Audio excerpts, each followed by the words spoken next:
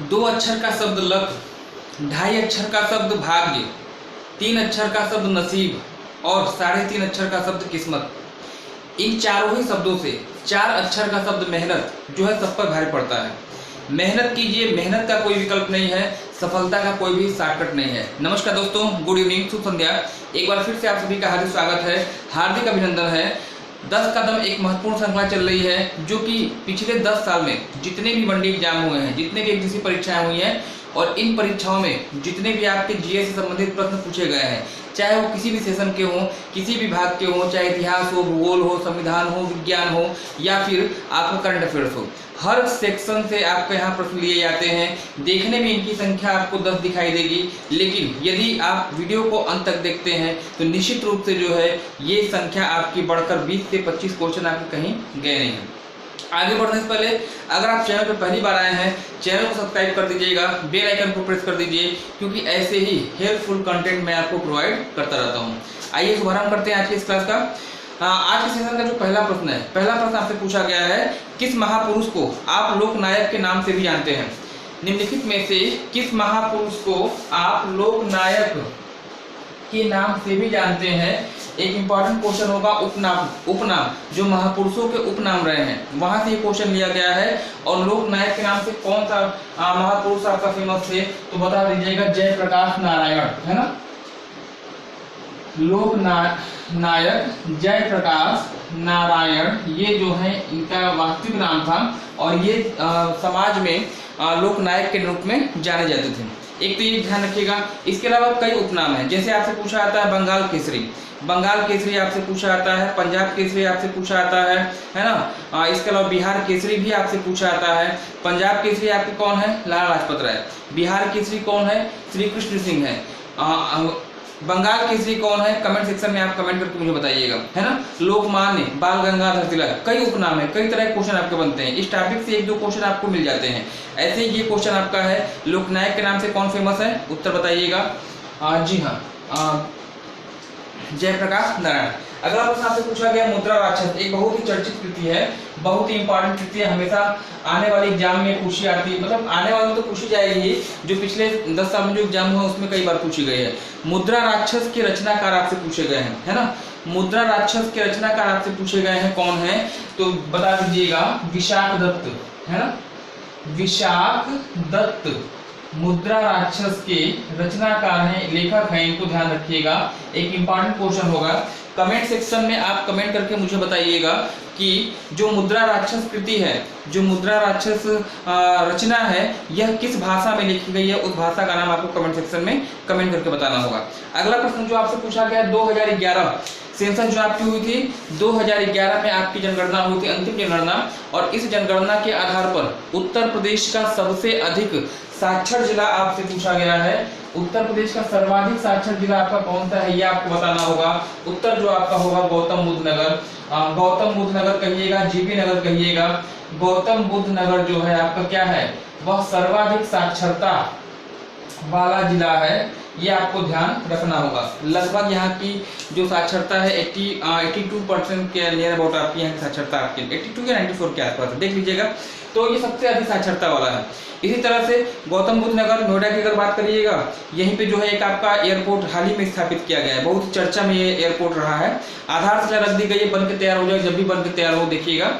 जेवर एयरपोर्ट, है ना, हमेशा एग्जाम में पूछा जाता है, जेवर एयरपोर्ट कहाँ पर इसकी आधारशिला रखी गई है? गौतम बुद्ध नगर, नोएडा बताइएगा। और यहीं नोएडा में जो है आपका वीवी गिरी लेबर्स इंस्टीट्यूट है, जो कि एग्जाम में आपसे हमेशा पूछा जाता है। वीवी गिरी लेबर्स इंस्टीट्यूट ध्यान रखिएगा, कहाँ है? गौतम बुद्ध नगर, नोएडा में, है ना। और साथ ही साथ गौतम बुद्ध नगर आपका एक ऐसा जिला है जहाँ पर सबसे कम लिंग अनुपात है। सबसे कम उत्तर प्रदेश का लिंग अनुपात अगर आपसे पूछा जाए तो 852 पर्सन पर किलोमीटर, 852 पर 1000, मतलब 852 महिलाएं जो है प्रति 1000 पुरुषों पे यहाँ निवास करती हैं।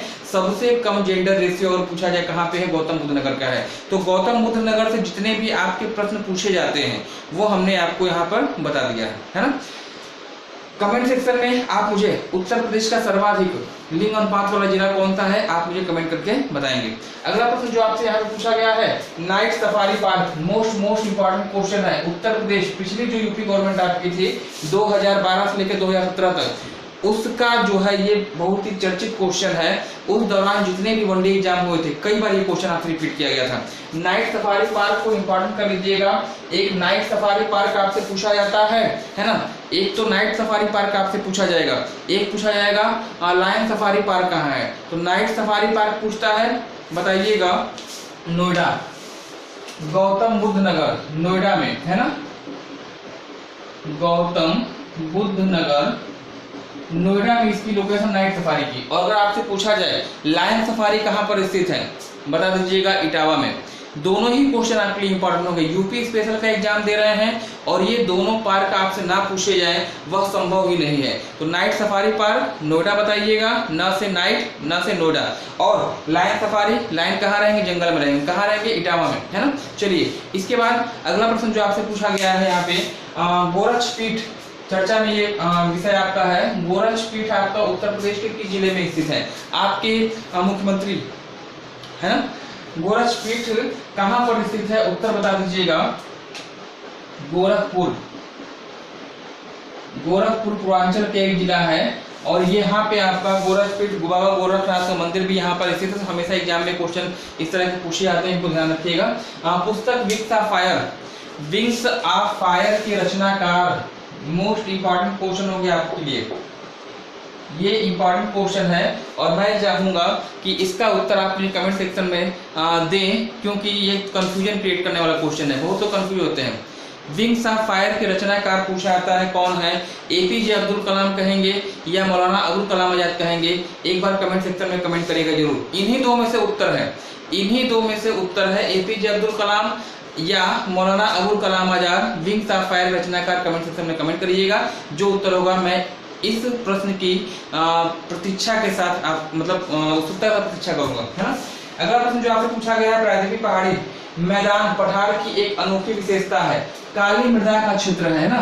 प्रायद्वीपीय पठार का एक विशिष्ट क्षेत्र जो स्पेशली काली मिट्टी का क्षेत्र है, उसे आप किस नाम से जानते हैं। दक्षिण भारत का एक ऐसा क्षेत्र जो काली मिट्टी का क्षेत्र है, किस नाम से इसे जाना जाता है, कमेंट सेक्शन में आपसे पूछा गया है। तो ध्यान रखिएगा, गुजरात और महाराष्ट्र का क्षेत्र जहां काली मिट्टी आपकी पाई जाती है, पर्टिकुलर उसका नाम क्या है, दक्कन ट्रैक्ट है ना। दक्कन का मैदान, दक्कन का मैदान कहिएगा या दक्कन ट्रैप कहिएगा। ज्वालामुखी क्षेत्र है, लोनार ज्वालामुखी आपने पढ़ा है, भारत की एकमात्र ज्वालामुखी निर्मित झील है, महाराष्ट्र में स्थित है, लोनार में, है ना, आसपास का क्षेत्र है और दक्कन ट्रैप के रूप में इसे जाना जाता है ना। तो इसको ध्यान रखिएगा, यहाँ से प्रश्न आपके हमेशा अपेक्षित होते हैं। अगला प्रश्न जो आपसे पूछा गया है, नर्मदा दिया गया है, महानदी दिया है, लूनी दिया है और माही दिया है। यह चार आपके ऑप्शन दिए गए हैं, नर्मदा, महानदी, लूनी और माही। इन चार में से कौन सी नदी ऐसी है जो थार डिजर्ट, थार मरुस्थलीय क्षेत्र से गुजरती है। एक बार फिर देखिएगा, नर्मदा है, महानदी है, लूनी है और माही। इन चार में से कौन सी नदी ऐसी है जो थार डेजर्ट से गुजरती है। इट मीन्स आपको यह मालूम होना चाहिए कि थार रेगिस्तान कहाँ पर स्थित है। भारत के किस राज्य में थार रेगिस्तान है, उत्तर आप बताएंगे राजस्थान में। राजस्थान में कौन सी नदी इनमें से प्रवाहित होती है वो आपको देखना है ना। कौन सी नदी इनमें से राजस्थान में प्रवाहित होती है, जो नदी राजस्थान में प्रवाहित होगी इन चारों में से वही आपका उत्तर हो जाना चाहिए, क्योंकि थार डेजर्ट की लोकेशन आपकी कहाँ पे है, वह रेगिस्तान में है, सॉरी राजस्थान में है।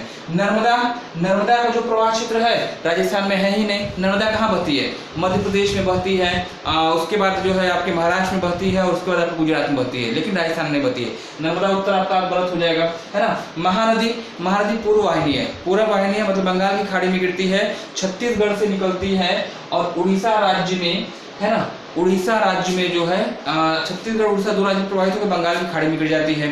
तीसरी नदी आपकी लूनी है और चौथी आपकी माही है। माही की बात करिएगा तो माही नदी जो है वह मध्य प्रदेश से निकलकर विंध्य पर्वतमाला से निकलकर राजस्थान होते हुए चली जाती है कहाँ पर, खंभात की खाड़ी यानी गुजरात में चली जाती है।